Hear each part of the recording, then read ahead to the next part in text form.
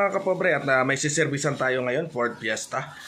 Ang problema nun mga kapobre ay nag-overheat. So dahil doon nagulat siya bakit daw nawalan ng freon at hindi niya na mapapandar nung umiinit.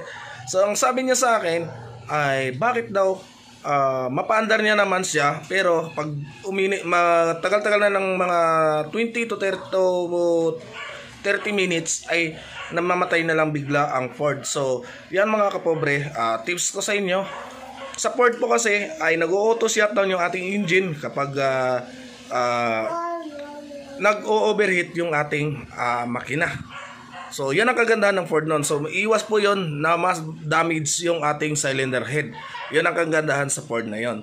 Pero ang kanyang pyesa ay medyo madugo-dugo talaga mga kapobre. So hayon at siya na mismo ang bumili ng pyesa, replacement daw kinuha niya kasi hindi kinaya talaga ng budget yung original na radiator fan, kasi yung radiator fan niya yung naging diferensya ng Ford Fiesta. So tara and let's go mga kapobre at pupuntahan na natin yung ating organic viewers. So tara and let's go mga kapobre. So mga araw mga kapobre, nandito tayo ngayon sa sinerbisan nating Ford Fiesta. So ito yung naging problema niya mga kapobre ay yung kanyang aux fan at saka yung kanyang resistor speed controller. So ito po ang advice ko po sa lahat ng may mga Ford, ito po yung ingatan ninyo lagi, yung tingnan ninyo yung kanyang fan. Ipapakita ko po sa inyo yung pinagpalitan. Sandali lang po. So nandito po ang pinagpalitan natin ng aux fan. Tatanggalin ko lang.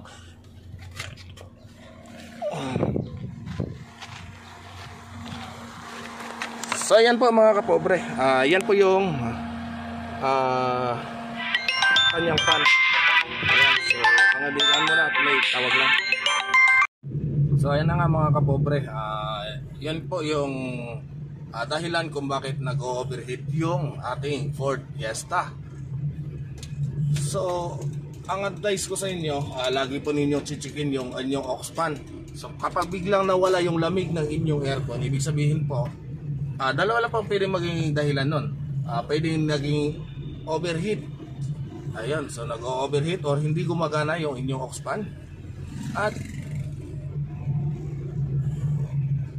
yung pangalawa ay meron siyang leakage. So kapag chinek ng naglalagay ng freon at marami pa siyang freon, ibig sabihin po nun ay nag-high pressure po yung inyong condenser dahil sa nag-overheat yung kanyang cooling system ng sasakyan. Ayan po mga kapobre.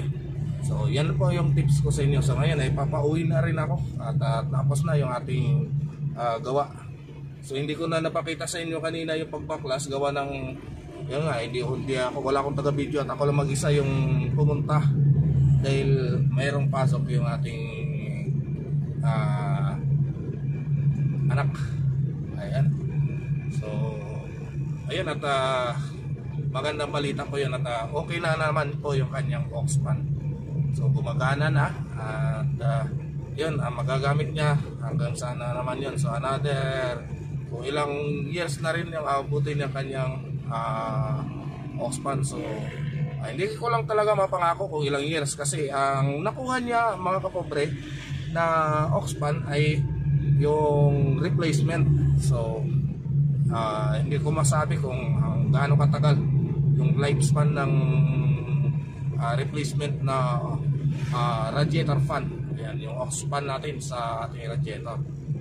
So ayan at please nagawa na naman natin siya. Panibago na naman tong kaalaman sa inyo, madagdag kaalaman sa inyo na kapag bago tayo bumiyahe ay check natin yung ating radiator fan kung gumagana, kasi yung sa Ford Fiesta po mga kapobre ay electronics po yun. Ayan, at shout out po sa ating mga TUDA drivers dito sa May Molino Pag-asa. Ayan, ayan sa Pag-asa po ito.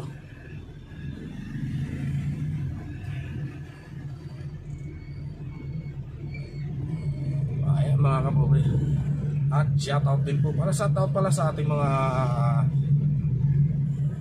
organic viewers, yung ating mga kapitbahay dyan, yung ating mga kaibigan. Ayan, shout out po sa inyo.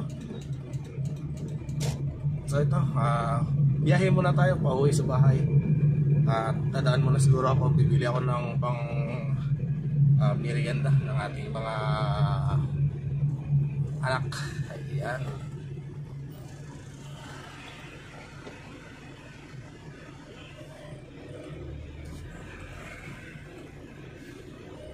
Ayan po,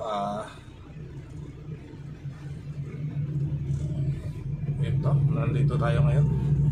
Nag-shortcut kasi ako, hindi ako dumaan doon sa Molino Boulevard kasi matraffic. Pag doon ako dumaan at gawa ng butuhan ngayon, so nandito malapit sa amin yung pinagbubutuhan ng mga tao sa school. Ayan, so kung doon ako dadaan ay maiipit ako sa traffic. So dito ako dumaan, nag-shortcut ako. Ayan.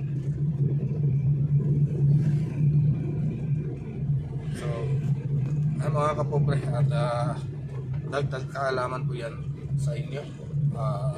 Tips ko sa inyo, yung mga aux pan, yung tubig, lagi po natin chichikin bago tayo bumiyahe. So maigi na lang po ay at yung kanyang Ford Fiesta ay auto shutdown kapag nakaramdam siya ng medyo tumaas na talaga yung kanyang temperature. Yan po ang kagandahan doon sa Ford. So hindi siya agad-agad bibigay yung kanyang cylinder head gasket, gawa ng auto shutdown po siya. Bigla na lang po siya mamamatay, hihina ang power niya at bigla siya mamamatay. Ayan, so dito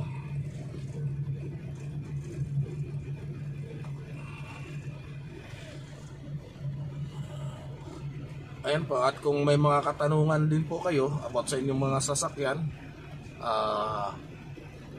PM nyo lang po ako sa aking Facebook page. Sa ganong ding pangalan, Makinistang Pobre pa rin yung ating Facebook page. Pwede nyo ako ma-PM doon, at kung kaya nating takbuhin yung lugar ninyo, puntahan po natin, wala pong problema doon. At shoutout nga din po pala sa ating organic subscriber. See you bukas siguro sir, sa Wednesday.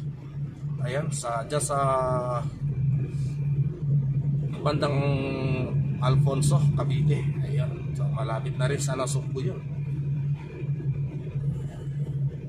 At may gagawin din tayo doon. So tumawag din siya kanina, at binigyan natin siya ng schedule kasi hindi tayo pwedeng umalis ngayong araw. Kaya nagbigay na lang tayo ng schedule para sa kanyang service. Ayun. So ang kanyang sasakyan ay Lancer. Ayun. Lancer na hindi ko lang alam kasi hindi ako kabisado kung anong year mode, anong klase ng Lancer yun. Basta Mitsubishi Lancer daw yung kanyang sasakyan. Big body daw, so hindi siya Lancer Singkit kasi ang Lancer Singkit ay kaidaran ng small body na Toyota. Ayan, at pauwi tayo, so hindi tayo masyadong pagod sa biyahe gawa ng naka-aircon tayo. Ayan. So minor lang kasi yung ginawa natin mga kapobre. Ayun. So ayun, ay hindi natin siya siningil pero binigyan pa rin tayo ng pagkakonsuelo. At salamat sir sa yung pagbigay ng panggasolina sa atin. Ayan, so hindi kasi ako naningil doon mga kapobre, at minor lang sana yung sira niya. So binigyan pa rin tayo ng panggasolina. Yes sir. Ayan, at shout out sa iyo.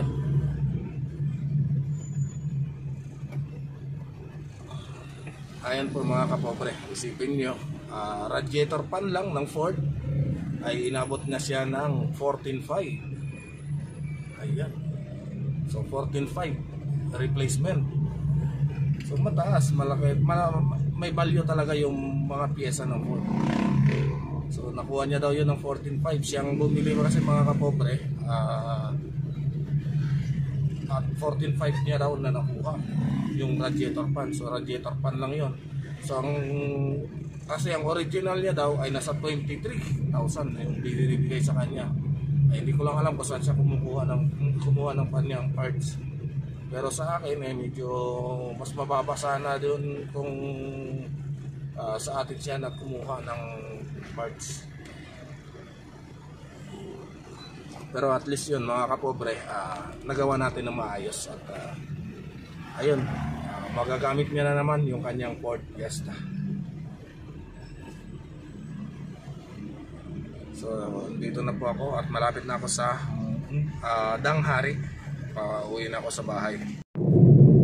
So ayan na mga kapobre, nandito na tayo sa Danghari. Ayan. So pauwi na tayo sa bahay mga kapobre. So ang bagal lang ng takbo natin, chillax lang tayo muna. Ayan, so mga kapobre, takbong chillax lang muna tayo.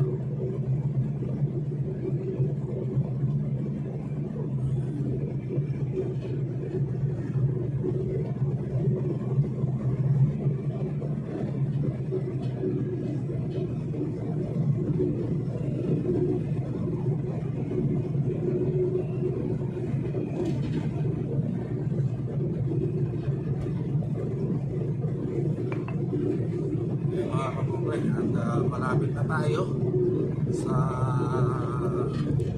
amin dito sa May Camilla. Shout out sa mga nagmumotor. Ayan. So gumamit tayo ng ating side mirror, huwag tayo lingon ng lingon. Shout out po sa iyo, sir. May side mirror po tayo, gamitin po natin kasi dyan po tayo lalong mapapahamak sa kalilingon natin.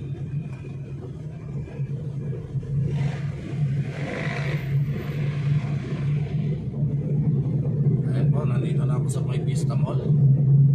Ayan, so mabilis lang ang biyahe natin. Chillax lang ang takbo.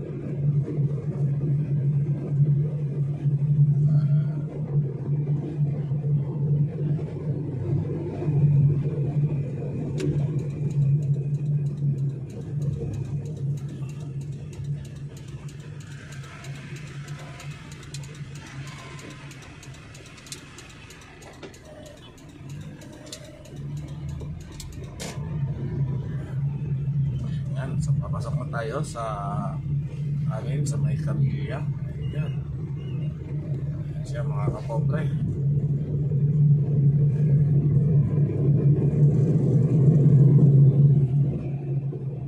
Kasarap lang bumiyahe mga kapobre, lalo na walang traffic. Ayan. So yan ang kasarapan ng biyahe pag walang traffic. Pero kapag may traffic, ayun, medyo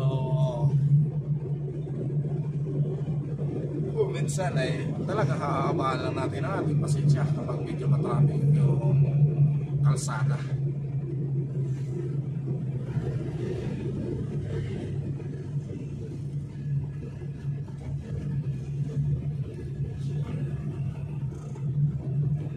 Ayan at papasok na ako dito sa amin sa bahay mga kapobre. So panibago na naman yun. So, hindi ko sigurado kung pupunta din ngayon yung isa nating customer. Ayan.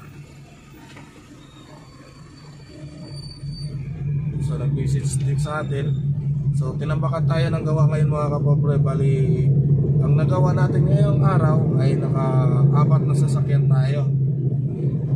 Ayan. So, naka-apat na sasakyan tayo. At bigay ko pala ng tips din sa inyo mga kapobre. Always check ninyo yung inyong battery kasi yung battery po natin ay mayroong lifespan din. So yung pinakamatagal nating ang lifespan ng ating battery ay nasa 2.5 years. Ayan. So malikot siguro ata ang ating video at malapit na ako dito sa bahay. So nandito na tayo sa aming village. Ayan. Ano ha, pobre. Ayan. So pag-liko natin dyan sa unahan ay pinakadulo lang tayo. Ayan. Oops.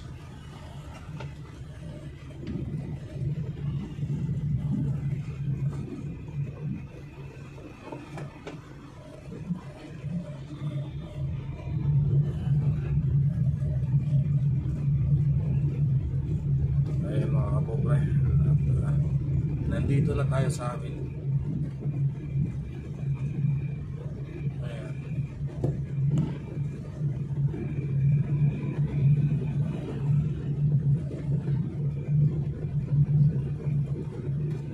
So ayan, hanggang dito lang muna yung ating vlog sa araw na ito mga kapobre.